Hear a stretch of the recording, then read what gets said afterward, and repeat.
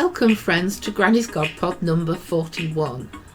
Jesus, the person of interest. I was too late to get to church this morning because my car was so frosted up, so I prepared this instead. Some time ago, I was challenged to explain why, if Jesus performed all those miracles and rose from the dead, if he was a person of such interest, there was not much more known about him at the time. Apart from the fact that enough was known about him to get him crucified, these were not times of mainstream media or social media. Many people could not write, much was spread by word of mouth, and as a consequence, like doubting Thomas, many people would not believe unless they saw it for themselves. It is quite possible that the Jews who gathered in Jerusalem for the Passover celebration would have dispersed back to their homes before news of Jesus' resurrection had time to spread. The Jewish authorities were against these new Christians. Stephen was stoned, and Paul at first persecuted them. It is perhaps not surprising that followers of the way went underground.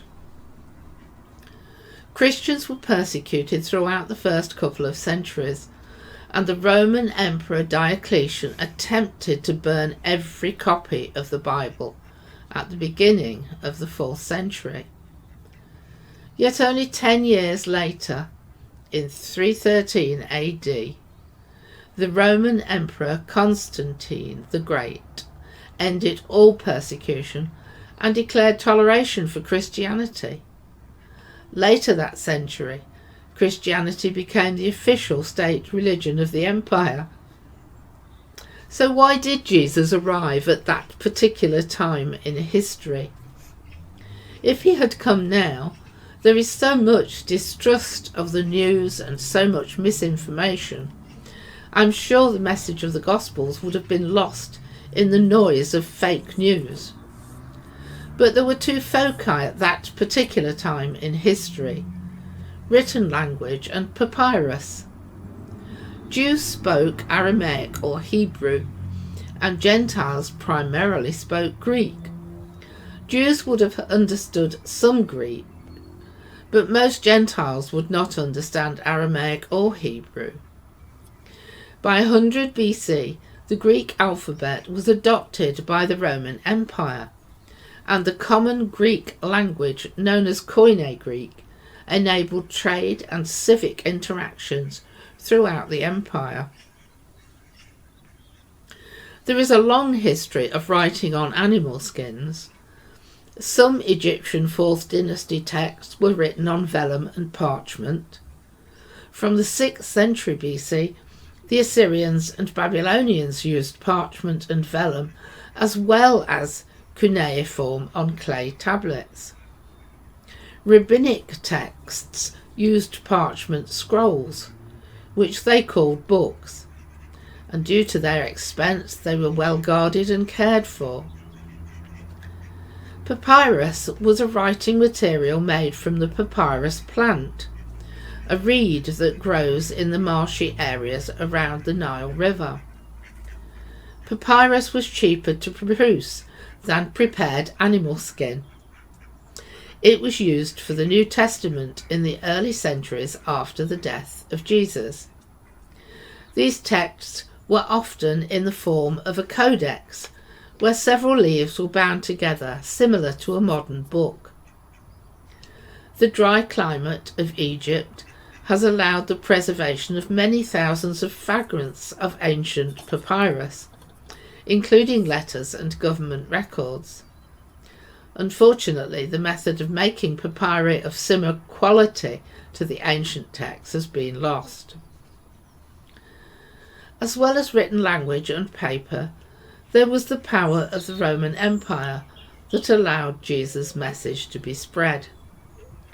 Many previously warring nations were now peaceful, as they were all under submission to Rome. In fact, the Pax Romana under Augustus lasted from 27 BC to 180 AD. The Romans were renowned road builders, as they needed to service their Roman soldiers throughout the empire. So this was just the right time to enable the journey of the gospel message. I have been reading a book by J. Warner Wallace called Person of Interest, in which he describes how the police collect information on people connected with serious crimes such as murder. He uses this methodology to treat Jesus as a person of interest. He describes the impact of Jesus in history as being like none other. First, his impact on our dating system, then on art, music, literature, and the universities founded by monks. Wallace explains how Jesus was a catalyst for scientific development, and explains why scientists should not disbelieve in miracles. On page 189 of his book, Wallace says, "A miracle is commonly described as an event that is not explicable by natural or scientific laws. The standard cosmological model for the origin of the universe is Big Bang cosmology. This model describes a universe that came into existence from nothing. If all space, time and matter came into existence from nothing, the cause of the universe must itself be non-spatial, non-temporal and non-material. That means the cause of the universe is not explicable by natural or scientific laws. Since the cause and the origin of the universe already falls into the definition of miraculous, why would anyone doubt the occurrence of other miracles? If anyone doubts the resurrection, perhaps the best question to ask is, do you believe in the Big Bang theory?"